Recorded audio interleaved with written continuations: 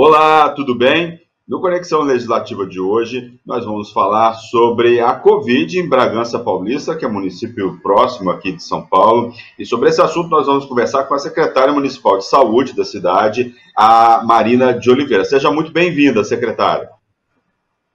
Obrigada, boa tarde, Luciano. Boa tarde, boa noite, bom dia, porque esse programa passa, secretário, em vários horários, assim, né? Às vezes até de madrugada, mas porque ele é gravado. Secretária, vamos falar um pouco sobre a situação. Nós já estamos aí, né, há um pouco mais de 4 meses aí com a questão do isolamento social na Covid. A senhora estava me dizendo antes do programa que as pessoas esqueceram que tem pandemia, né? Eu estou vendo isso aqui em São Paulo, vi em outros lugares também. As pessoas estão realizando, inclusive, festas clandestinas aí na cidade. Como que é isso, secretário? Então, infelizmente, eu acho assim, a população, a maior parte, né, da população tem feito todas as medidas preventivas, tem entendido a gravidade da pandemia, mas uma parcela da população, infelizmente, não. E é essa parcela que acaba contaminando as pessoas.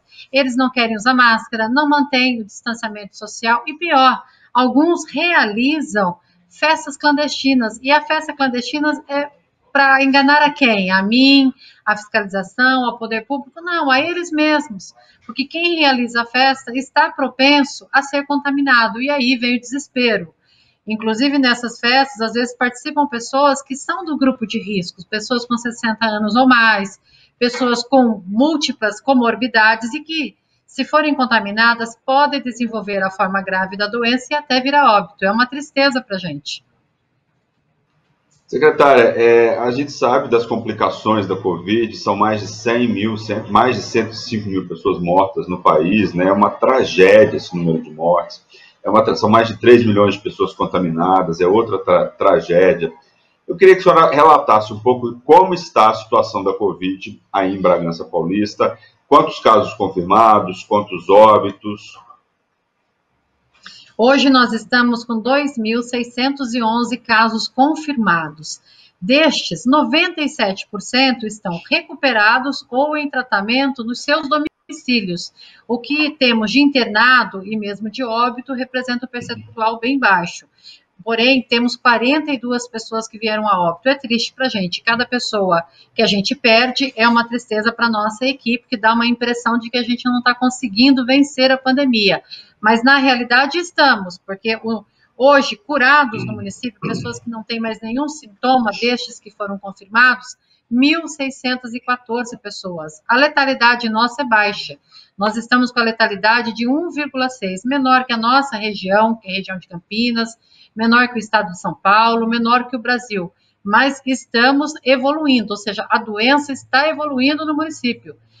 Embora nós estejamos percebendo que há uma queda ou uma sinalização de estabilidade no que tange a gravidade da doença. Isso é relativamente bom se entendemos que estamos nessa pandemia, portanto, o quadro que queremos dentro dela é que as pessoas que sejam contaminadas, de fato, possam ser tratadas em casa e que a maioria, portanto, vai se recuperar sem a necessidade de leito hospitalar. Falando em leitos hospitalares, secretário, qual que é a estrutura de saúde do município hoje para atender esses pacientes? Vocês fizeram um trabalho especial de priorização da Covid-19? Como que está a situação e a preparação do município para o enfrentamento dessa pandemia? Sim, nós temos leitos dedicados à Covid, então nós conseguimos ter leitos para tratar aqueles que são suspeitos e confirmados da Covid, independente dos leitos para outras doenças. Hoje, o município nosso, ele é sede de região. Aqui nós atendemos, além de Bragança Paulista, mais 11 cidades. Temos 33 leitos de UTI somente para Covid e temos 30 leitos de enfermaria somente para pacientes Covid. Então, a gente conseguiu ter esses leitos. Tivemos muitas ajudas, entre elas o deputado Edmir, que conseguiu verba junto à Secretaria de Estado para que a gente pudesse comprar leitos, inclusive em hospital privado. Aqui nós temos um hospital que é o Bragantino, lá nós compramos 20 leitos, 10 de UTI e 10 de enfermaria. Secretária, como é que está a região? Né? Como está a região aí no entorno de Bragança Paulista? A gente sabe que o número de casos começou bastante forte aqui na capital e aumentou muito para os municípios do interior do estado. A situação de vocês aí parece, a princípio, não é grave. É lógico que uma morte já é uma derrota, né? Ainda mais 42 mortes. Como é que está a situação aí do entorno? Vocês estão conversando, as secretarias de saúde estão conversando? Existe uma ação conjunta? Existe uma ação na cidade? Implementação de barreiras? Como que vocês estão enfrentando a doença no dia a dia, na prática? Sim, aqui a nossa região de saúde ela é composta, como eu falei, de 11 municípios. Dentro desses 11 municípios, nós tivemos 96 óbitos até o momento. A nossa letalidade dessa região é de 2,3. Nós pertencemos à grande região de Campinas, que hoje registra 3,2 de letalidade. Nós temos um grupo que nós conversamos o tempo todo sobre as medidas, sobre o que estamos fazendo, trocamos informações, fazemos conscientização na população. Em termos de barreiras, alguns municípios optaram por fazer barreiras no início da pandemia, outras no meio da pandemia. Bragança fez barreiras sanitárias quando tivemos os grandes feriados na capital de São Paulo. Aí a gente fez barreiras, sim, para que a gente pudesse conscientizar quem estava passando por Bragança ou quem ia ficar aqui em Bragança. Secretária, como é que a senhora vê? Né? Mês de agosto a gente teve uma evolução, nós ainda estamos aí próximos de 1.000 mortes no país, em número de casos também 20, 30, 40 mil por dia a mais. Como é que a senhora vê o avanço da doença aí no interior de São Paulo, né, as perspectivas aí para as próximas semanas? Está acontecendo uma desaceleração no município? Está estabilizado? O que vocês já notaram em relação a outras semanas? Olha, não digo que está estabilizado, Luciano, mas eu vejo que a gente está conseguindo manter o quadro um tanto quanto estabilizado, principalmente no que tange a gravidade, que é o que mais nos preocupa. A pessoa ser contaminada e ela ficar em casa ou não ter nenhum sintomas, dentro da questão da pandemia, é o melhor dos mundos. Nós não queremos, de fato, ter pessoas contaminadas que podem evoluir para a gravidade e até vir a óbito. Então, eu vejo que nós estamos mantendo aqui, na nossa região, essa curva ascendente de contaminação, entretanto, caminhando para uma estabilização de gravidade e de óbitos. Tem cidades que estavam sem óbitos e agora estão registrando um pouco mais, mas mesmo assim, nós estamos caminhando para essa estabilidade, principalmente por conta da conscientização de grande parte da nossa, quanto ao uso de máscara, quando possível ter em casa. Nós estamos agora na fase nós estamos na fase vermelha. Está falhando um pouquinho, secretária? Aqui essa situação. Oi. Está falhando um pouquinho? A senhora, eu vi a senhora só um pouquinho, nada que comprometa. Eu vi que a senhora falou que vocês estão na fase amarela, não é isso? A senhora falhou a hora que a senhora falou isso. Isso mesmo. Na fase amarela. Nós já estivemos na fase laranja e já estivemos na fase vermelha, que é um momento muito difícil para nós, onde a gente tem restrição de tudo, inclusive a questão econômica ficou muito comprometida, mas em nome da saúde pública nós suportamos essa medida, conseguimos passar por ela, chegamos até a fase amarela e estamos tentando nos manter nessa fase amarela. Eu tenho feito lives, eu tenho conversado com a população, sempre que possível eu estou nos meios de comunicação para conversar com a população no sentido da prevenção. É possível a gente prevenir. Nesse momento, enquanto se desenvolve vacina, tudo o que nos resta fazer é prevenção. Usar máscara, manter distanciamento social, manter as mãos sempre higienizadas em casa com água e sabão, fora com álcool e gel. Não tem maneira, a infecção tem hoje uma medicação própria para Covid, tem aquelas que são as faz aqui em Bragança Paulista, nós estabelecemos um local, que é a unidade de pronto atendimento Bom Jesus, para atendimento exclusivo a casos da Covid. Com isso, a gente tem conseguido fazer o tratamento precocemente. Então, nos primeiros sinais, as pessoas já para a unidade, eu já inicio o tratamento. Com isso, eu diminuo as hospitalizações e, obviamente, a grave da doença. O tratamento a senhora está fazendo como aí na cidade? Desculpe, eu não entendi, cortou um pouquinho. Está cortando um pouco aqui. A senhora falou que as pessoas já são encaminhadas, já começam o tratamento. Né? Tratamento usando os medicamentos aí. Que tipo de medicamentos vocês estão usando? Tratamentos que são usados aí profiláticos, né? Vamos dizer assim. Exato.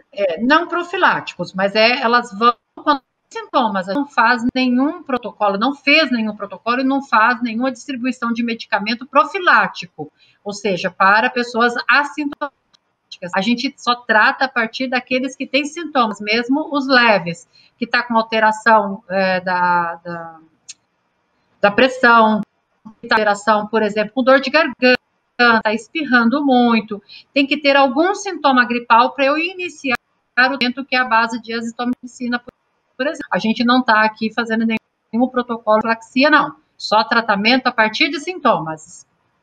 Secretária, um dos principais problemas hoje, né, no enfrentamento aí ao coronavírus é essa questão, essa dicotomia aí, né, da atividade econômica versus a preservação das vidas das pessoas. A gente prefere preservar as vidas das pessoas, a economia cai agora, mas depois ela levanta, né? Existe essa dificuldade desse entendimento e aí, no final das contas, morrem mais pessoas e a economia sofre mais, né? Se a gente tivesse tomado um protocolo de isolamento total no primeiro momento, nós já estaríamos aí como muitos outros países lá da Europa, principalmente, que já voltaram às atividades mais cedo, né? Como é que a senhora vê essa questão, né? Essa discussão aí entre economia e saúde, poupar as vidas das pessoas? Então, a gente tem, como saúde pública, de verificar essas duas questões realmente, né? Por um lado, eu preciso salvar vidas, por outro, eu preciso salvar outras vidas, ou seja, aquelas pessoas que sem emprego, sem condição econômica, elas também não vão sobreviver, muito embora haja ajuda do governo federal, por exemplo, do estadual, não é suficiente para muitas famílias se sustentarem. Então, a gente tem que achar esse meio termo. Aqui em Bragança, apesar das nossas dificuldades, apesar de termos estado numa fase vermelha, depois na fase laranja e agora na fase amarela, a gente conseguiu conciliar, através dos nossos estudos, conter, inclusive, a questão da mortalidade. Você vê que hoje a nossa letalidade é de 1,6, ela é pequena em relação ao resto do estado. Fizemos muitas testagens para que a gente pudesse identificar a prevalência do vírus no município, e assim a gente colocar as equipes para fazerem prevenção exatamente onde a gente tem a maior quantidade de pessoas infectadas. Diminuir essa velocidade da contaminação para que a gente tivesse condição de reabrir aquilo que é possível em termos econômicos na nossa cidade. Mas isso é um estudo que a gente faz todos os dias, a gente não consegue prever para daqui 2 semanas, a gente prevê 1 semana no máximo, de como estaremos, de como a gente imagina que vai evoluir a doença naquela semana. Tá certo, secretária. Que mais, né? Quais são os outros desafios que vocês estão enfrentando? Eu acho que o principal desafio nesse momento é a questão das pessoas se conscientizarem mesmo, né? Muitas pessoas ficaram em quarentena, agora estão cansadas dessa quarentena e estão vivendo como se não houvesse amanhã, não é isso? Infelizmente uma parcela assim, ela se cansou e de repente não quer mais lembrar que tem pandemia. E eu aqui faço aquele papel de lembrar a todos, a todo instante, que nós estamos em pandemia. Então, todas as vezes que eu estou no programa de rádio, que eu estou numa live, numa das redes sociais, eu falo muito isso para as pessoas, estamos em pandemia. A saudade é grande, a gente quer estar com os familiares, a gente quer abraçar um amigo, mas vamos ter calma. Vamos agora exercitar a solidariedade. Vamos falar com as pessoas por videoconferência, pelo telefone e aguardar a vacina. Temos muita esperança que teremos essa vacina no final do ano, início do próximo ano, para que a gente possa começar a ter uma vida normal dentro desse novo normal que está se instalando. Porque não acredito que haja vacina para todo mundo nesse primeiro momento. Então, ainda vamos viver um período usando máscara, usando álcool gel. Talvez isso passe a ser um costume nas nossas vidas, até para a prevenção de outras doenças. Pois é. E aí, a partir de agora, muita gente está esperando, né, essa questão da vacina como se fosse algo, né, a vacina vai nos salvar num segundo, num terceiro momento. Mas o que vai nos salvar agora são as medidas de prevenção, né, que a gente tem que continuar a ter, ó, tá aqui, ó, um álcool gel, ó, a gente, né, tá sempre aí passando nas mãos. Agora há pouco eu estava mesmo, pois é, vamos aproveitar aqui e já desinfetar as mãos. Eu estava conversando agora há pouco com pesquisadores da Embrapa, aí do interior de São Paulo, né, de São Carlos, estão fazendo uma pesquisa super interessante, que é uma espécie de um gel protetor, uma película protetora que vai funcionar muito melhor do que o álcool gel, porque ela vai durar até 6 horas, o álcool gel dura minutos aí na mão, e a gente acredita que dessa pandemia vão sair aí muitas pesquisas e muitas práticas de saúde que vão salvar milhões de vidas daqui para frente, né? O mundo não vai ser mais o mesmo. Eu queria falar de práticas, né, que vocês adotaram aí no município, práticas que vocês pretendem levar aí para depois da pandemia. Eu acho que, assim, primeiro é a questão das mãos, que a gente sempre falou sobre isso, mas as pessoas não davam muito bola para nós, que somos da saúde, da necessária higienização constante das mãos. Eu acho que isso é uma prática que daqui para frente ela permanecerá conosco como o item para a saúde pública. Isso é campanha que vamos fazer daqui para frente para todos sempre, para que as pessoas não esqueçam. A outra é realizar todas as possíveis reuniões através de videoconferência. É possível fazer. Conseguimos sobreviver esses 5 meses fazendo isso e vamos permanecer. Nada da gente se deslocar tanto e fazer grandes reuniões com pessoas, um monte de gente ao mesmo tempo. Vamos fazer reuniões mais qualitativas dentro de um ambiente que a gente não precise se deslocar. E assim a gente evita que as pessoas andem pelas ruas e até se contaminem com outras doenças, como a gripe, por exemplo. Uma terceira coisa é a questão da proteção através das imunizações. Nós temos vacina para N doenças, que algumas pessoas participam de um movimento contra a vacina. Agora, essas pessoas querem a vacina contra a Covid. Então, a gente quer quebrar esse movimento e fazer um forte movimento a favor das imunizações. Agora, por exemplo, com a questão do sarampo, nós estamos aí vacinando as crianças de 6 meses, adultos. É importante que a gente possa se proteger. As vacinas são para que a gente se proteja por um determinado tempo ou para toda a vida. Acho que essa é uma prática que nós vamos adotar e crescer em termos de conscientização da população para isso. Outra prática que queremos é que as pessoas tenham solidariedade com os outros. Parece que é uma coisa da boca para fora, mas não é. A solidariedade tem se mostrado agora na pandemia como forte instrumento de enfrentamento a essa doença e poderá ser usada para o enfrentamento de outras dificuldades que a gente possa ter dentro não só do Sistema Único de Saúde, mas dentro dos convívios das pessoas, que elas sejam mais solidárias. Pratique a solidariedade para que a gente possa melhorar as nossas relações e um cuidar do outro em termos de saúde pública. Não querer um passar na frente do outro, né, um procurar subterfúgios para que ela possa ser atendida primeiro do que aquele outro, porque acha que o dele é mais importante que o outro. Não, todos são importantes, todas as doenças precisam ser tratadas. E eu acho que uma outra questão importante dessa pandemia é a preparação do Sistema Único de Saúde. A pandemia veio mostrar que a saúde não estava preparada. Em outras partes do mundo também tivemos essa dificuldade, mas notadamente aqui no nosso país. A gente já vinha com carência de leitos de UTI há muito tempo. A pandemia trouxe à tona essa questão dos leitos de UTI, que eu acho que agora, a partir dessa pandemia, a gente vai ter mais leitos, vai ter uma condição melhor, porque foi enxergado essa dificuldade imensa que a gente tinha de tratar as pessoas quando precisavam de leitos de UTI. Secretário, em relação a máscaras, né? Eu tive esse último fim de semana em Minas Gerais e vi uma dificuldade das pessoas, no caminho, inclusive. Passei por aí, passei pelo interior de São Paulo, entrei ali por Extrema, para o interior de Minas, e vi a enorme dificuldade. Aqui em São Paulo as pessoas estão cumprindo um pouco mais essa questão da máscara, pelo menos é o que eu vejo, a minha observação, posso estar errado. Mas eu vi uma enorme dificuldade de várias pessoas utilizarem a máscara em vários momentos do dia. Como é que está essa situação aí em Bragança Paulista? As pessoas ainda têm resistência ao uso da máscara? Tem resistência, Luciano, e infelizmente a gente está tendo que multar as pessoas. Eu fico envergonhada, mas eu tenho que multar, não tem outro jeito. No mês de julho, nós aplicamos Em transeuntes, 47 multas. E esse mês, durante os primeiros 10 dias, já aplicamos 10 multas. A gente fica envergonhado, mas temos que fazer isso. É uma medida punitiva, mas que serve de conscientização também para aqueles que recebem a multa e para quem viu isso acontecer.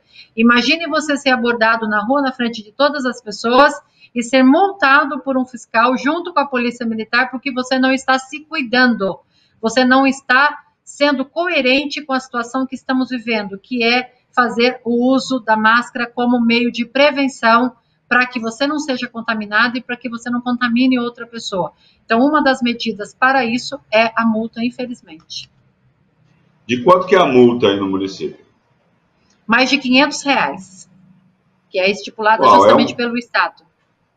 É um valor, né? Enfim, a pessoa que é multada, R$ 500, aí dá para fazer muita coisa, dá para fazer uma boa compra, inclusive, a pessoa deixa de fazer isso para ter que pagar essa multa, né? Não deve ser algo agradável e para uma prática que é para preservar a sua saúde e a saúde de outras pessoas também. Eu queria que a senhora falasse um pouco, agora a gente está quase terminando o programa, falasse um pouco aí dos desafios que vocês vão enfrentar nos próximos meses, né? Enfim, quais são as políticas públicas que vocês ainda vão implementar, quais são as novidades no tratamento da Covid-19, quais são os esquemas e a forma de trabalho que vocês vão lidar aí nos próximos meses em relação à pandemia. Nós vamos, por um lado, continuar fazendo a conscientização. A gente tem realizado o que a gente chama de arrastão nas várias áreas onde a gente tem maior número de contaminados. Nesses locais, nós levamos máscaras para distribuir para a população, levamos álcool em gel, água sanitária, nós levamos a cartilha da Maria da Penha, porque a gente não pode se esquecer que nesse momento onde as pessoas estão mais em casa, infelizmente, tem essa questão da violência contra a mulher, então nós levamos as cartilhas. A fiscalização vai também nesses locais para que ela possa conversar com os comerciantes, para que eles se conscientizem, para não permitir aglomeração, para que eles respeitem os horários que podem ficar abertos, para que eles não permitam a entrada de pessoas sem máscaras. Então, a gente faz esse arrastão e vamos continuar fazendo. A gente teve início agora há 2 semanas e vamos permanecer com esse arrastão de conscientização. A gente até deu um nome para ele, Quem Ama Cuida, para que a gente possa, né, fazer com que as pessoas entendam que vamos persistir nessa pandemia, infelizmente, como você falou. A vacina vai chegar, mas não vai chegar para todos no primeiro momento. Ela vai chegar para um determinado grupo e depois vai evoluindo. Então, nós temos que continuar trabalhando. E vamos também, a cada momento, fazendo com que as nossas equipes de médicos e enfermeiros que atendem na UPA Bom Jesus, que é a unidade sentinela para tratamento da Covid, possam ir se estruturando cada vez mais e conhecendo mais protocolos ou colocando mais medicações que possam tratar ainda melhor as pessoas que nos procuram. Ao mesmo tempo, nós vamos qualificando as unidades que fazem as internações, que fazem o tratamento intensivo dos nossos pacientes. E assim a gente vai caminhando. Isso dentro da questão da Covid. Paralelo a isso, nós estamos mobilizando também a nossa população para que elas se cuidem. Ou seja, aquelas pessoas que têm doenças crônicas, nós temos feito o atendimento preferencial nas nossas unidades, porque elas não podem esmorecer quanto ao seu tratamento. Elas precisam, são cardiopatas, continuar cuidando dos seus coraçõezinhos. Se são pessoas que têm diabetes, continuar compensando a sua diabetes, a sua pressão arterial. E isso nós estamos fazendo ao longo desses dias e vamos tentar abarcar ainda mais pessoas ao longo do tempo, para que elas não tenham medo de ir nas nossas unidades que não atendem Covid. As nossas unidades básicas de saúde, elas estão dedicadas a atender principalmente aquelas pessoas que têm comorbidades, para que a gente não as deixe sem assistência. Acho que é isso que a gente deve caminhar ao longo desse final de ano. Sem esquecer de um item importante, a saúde mental. Nós temos uma equipe que estamos fortalecendo essa equipe para tratar as pessoas que poderão precisar de ajuda na área de saúde mental. Pessoas que ficaram, né, acometidas pela Covid, com isso desenvolveram alguns medos, algumas neuroses nesse momento, outras que ficaram desempregadas e agora estão acometidas pela questão da saúde mental, e isso vem em paralelo, portanto, às nossas providências daqui para frente. Tá certo, muito obrigado, secretária de Saúde de Bragança Paulista, muito obrigado a Marina de Oliveira, falou aí sobre a Covid em Bragança Paulista, muito obrigado pela sua participação aqui no Alesp Conecta. Eu que agradeço, um forte abraço a todos. Até mais. Um abraço, até mais. E o programa de hoje fica por aqui, lembrando que você pode assistir esse e outros programas da Rede Alesp no nosso canal no YouTube, é só digitar Rede Alesp. Nós voltamos no próximo programa, discutindo um outro assunto de relevância para a sociedade. Obrigado pela audiência, tchau.